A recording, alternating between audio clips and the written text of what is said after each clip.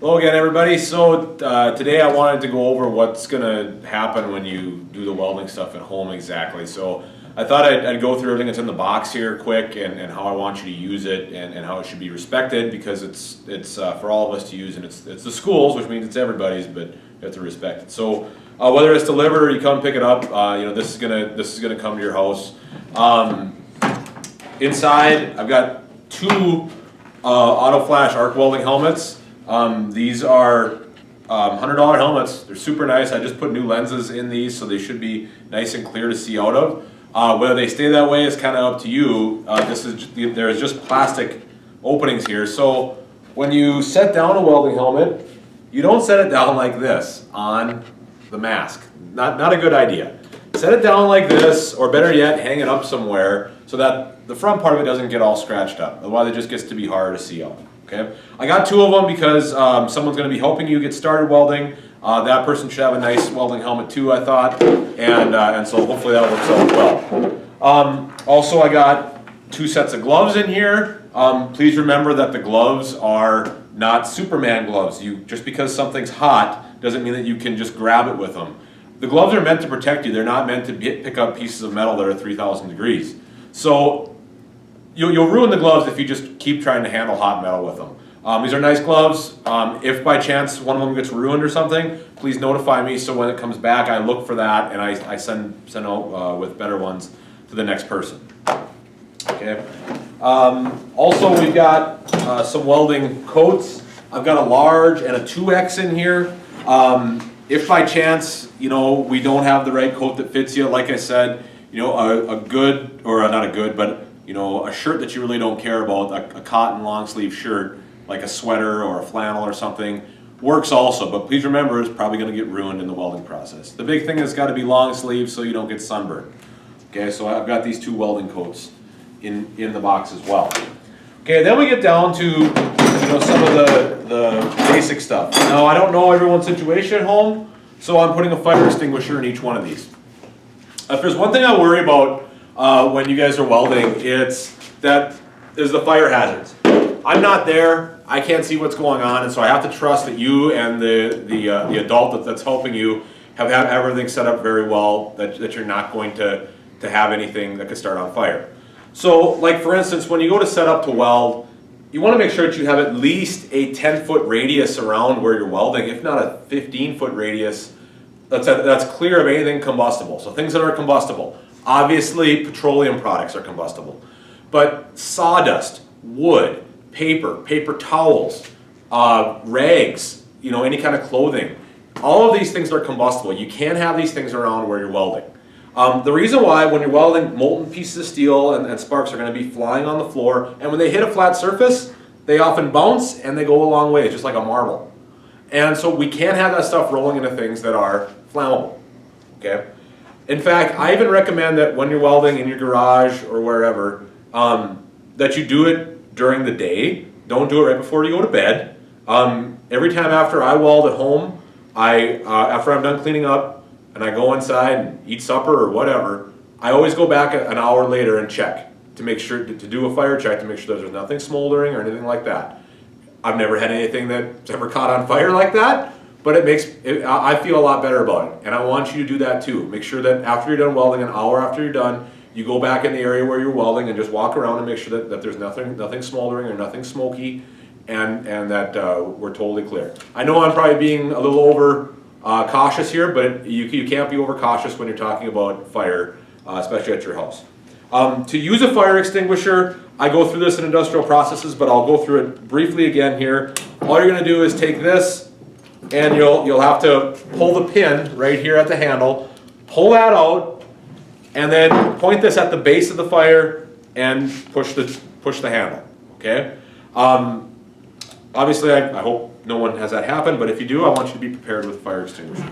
Okay. The other stuff I've included here. So, last video we talked about this is the arc welding plate that I want you to start with. So you're first going to start by running a good 10 beads on this thing and proving to me that you're ready to move on to welding pieces. Okay. After that, I've included 20 pieces. These are for you to practice your butt welds, your lap welds, and your T-welds with. You also are going to turn those into me.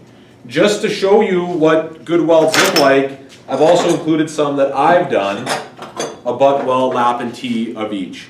Remember, these are mine, you can't turn these in and say they're yours, okay? But I include these in the box for you also.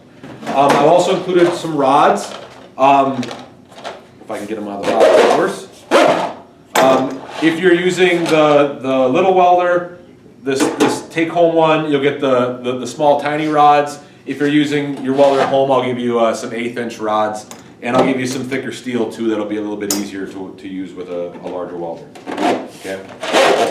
As far as the actual tools go, in the toolbox, I included pliers.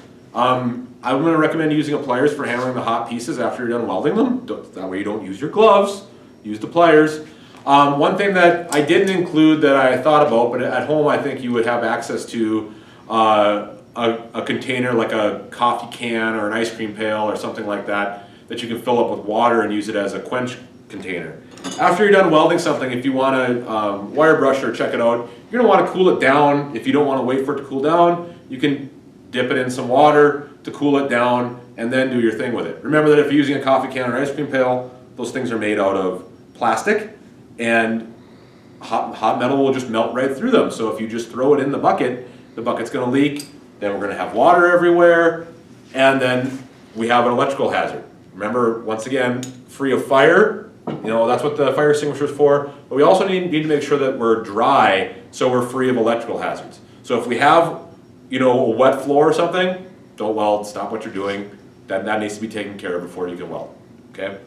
But I included these with you, and pliers also. Also, I included a welding vice grip. The welding table is going to go home with you too. This is a pretty simple device that I made out of some of the roller stands that we have here at the school. So really it's just this stand and this stand, and you sleeve the two together and tighten these up to set the height on it. You can set it a little bit higher if you feel the need to. But when you're welding, I'm going to recommend, especially welding your bead, that you clamp it down to the welding table. And this way you get the welding clamp a little clear in this one. I don't really care about the welding clamps. We have a lot of old ones that are missing springs, and so don't worry about if they get arced on or anything like that. I'm going to recommend putting it like this. That way, after you've done your bead on here, you don't have to quench it every time. Then you can take two other things I'm going to send you with: a chipping hammer to chip off all the slag off the bead, and a wire brush to brush off all the slag off the bead so you can inspect your work. Remember in the last video I talked about what a good bead looks like. Use that as a basis for inspecting your work. Okay. All right, that's about it for what I'm going to send with you. If you're going to use this 110 volt weld that I'm sending home with you here, I have it set so that it's turned all the way up. That's where it welds the best. I would not mess with this adjustment screw if I were you. It's turned all the way up right now. That's all the way clockwise until it stops. The on-off button is right here to turn it on. You simply click it down. Remember that once it's on, anytime you're dealing with an arc welder, once it's on, everything is live. So if you touch the welding rod to the welding ground, it's going to be on. Okay. I would recommend putting the ground clamp on the welding table, and then you're ready to do your thing. Remember that the whole welding table is grounded then, so anytime the electrode holder or the electrode in the electrode holder touches the table, you're going to have an arc flash. Okay. That should be about it, everybody. Remember, if you have any questions, don't keep what you're doing what you're doing. Call me. Wait till we talk. We'll figure out what's going on. Don't do things, especially if you think they're not safe. Don't do them, or if things aren't working right, we'll figure out how to make it right. Okay? Thanks, everybody.